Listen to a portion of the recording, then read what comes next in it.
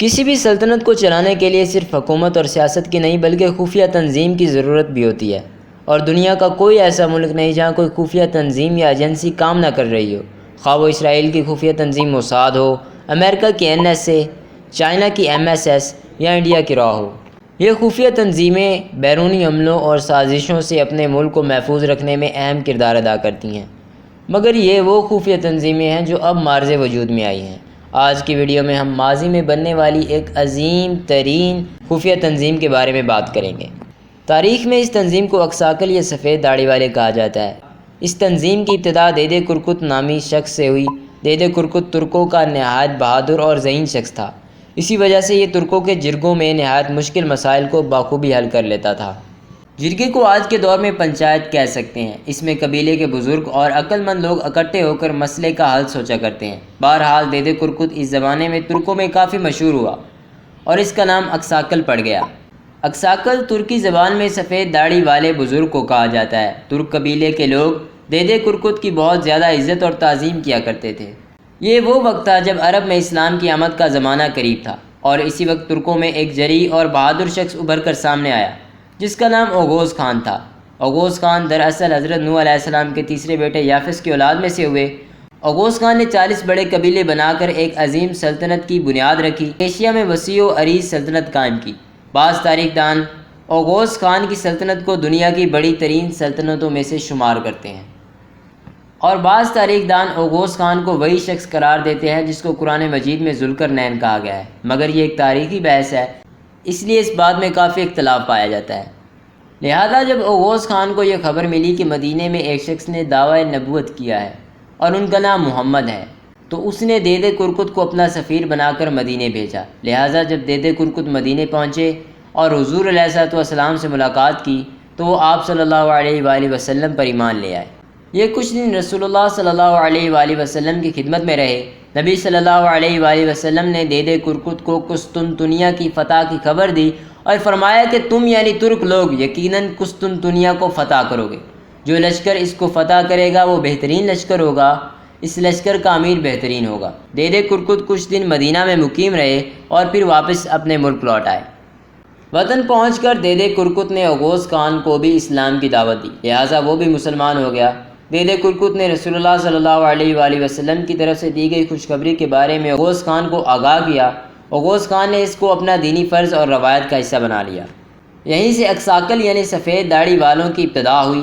Oghuz Khan کے حکم سے دیدے کرکت نے 608 عیسوی میں اس خفیہ تنظیم کی بنیاد رکھی۔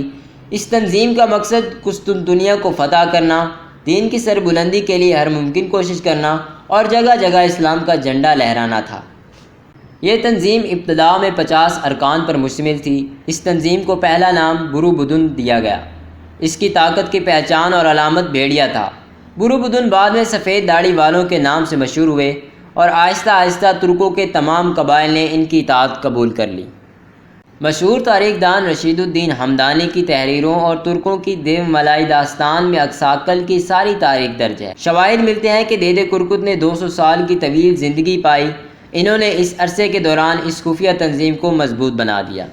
اس تنظیم میں ذہین لوگ، علماء، بہادر اور کچھ قبیلوں کے سرداران شامل تھے، اور اس تنظیم میں باقاعدہ خفیہ جاسوسی کا نظام بھی بنایا گیا تھا۔ بعض روایات کے مطابق اوغوز سرداروں نے اکساکل کے ذمے ایک مشن سونپا جو رسول اللہ صلی اللہ علیہ وآلہ وسلم کی حدیث کو ثابت کرنا تھا۔ اس منصوبے کی تکمیل کے لیے انہوں نے قسطنطنیہ میں موجود حاجیہ صوفیہ کے سامنے مجسمے کے ہاتھ میں موجود گلوب کو اپنا ہدف بنایا۔ اس گیندنما گلوب کو ترک سفید گلوب کہا کرتے تھے، جس کے بارے میں یہ مشہور تھا کہ جس کے قبضے میں یہ سیب ہوگا ساری دنیا اس کی ہوگی۔ سفید داڑھی والوں نے اس مناسبت سے کوڈ ورڈز مقرر کیے، یعنی ایک شخص پوچھتا کہ اے مسافر تمہاری منزل کیا ہے، تو دوسرا جواب دیتا سرخ سیب۔ یہ سفید داڑھی والے سیاست اور جنگوں سے دور رہا کرتے تھے، ترک سرداروں کو خفیہ معلومات فراہم کرتے اور ان کی بھرپور مدد کیا کرتے تھے۔ عام لفظوں میں ہم ان کو ترکوں کا سیکرٹ ایجنٹ کہہ سکتے ہیں، جنہوں نے پوری ترک ریاستوں میں اپنے جاسوسوں کا جال پھیلا رکھا تھا۔ بہرحال ترکوں کی پہلی مسلم حکومت یعنی سلجوق سلطنت کو قائم کرنے میں ان سفید داڑھی والوں کا اہم کردار تھا۔ انہوں نے سلطان کیکوباد کے دور میں جاسوسی کا بڑا جال بچھا رکھا تھا۔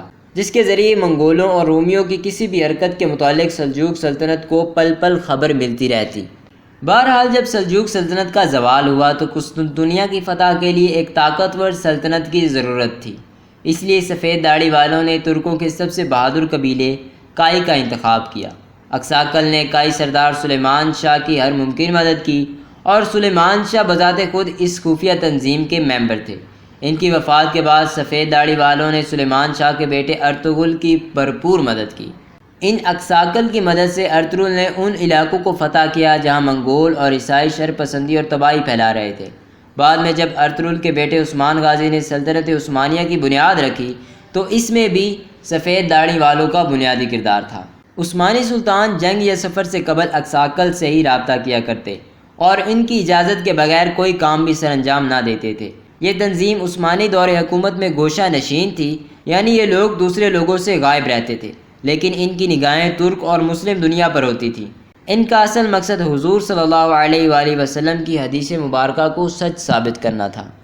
اور آخر میں جب سال 1453 عیسوی میں عثمانی سلطان محمد الفاتح نے قسطنطنیہ فتح کیا تو ترک کیزل ایلما تک پہنچ گئے، تو نبی صلی اللہ علیہ وآلہ وسلم کی حدیث مبارکہ بالکل سچ ثابت ہوئی، لہٰذا اب اکساکل کا مقصد پورا ہو چکا تھا۔ آہستہ آہستہ یہ تنظیم ختم ہو گئی۔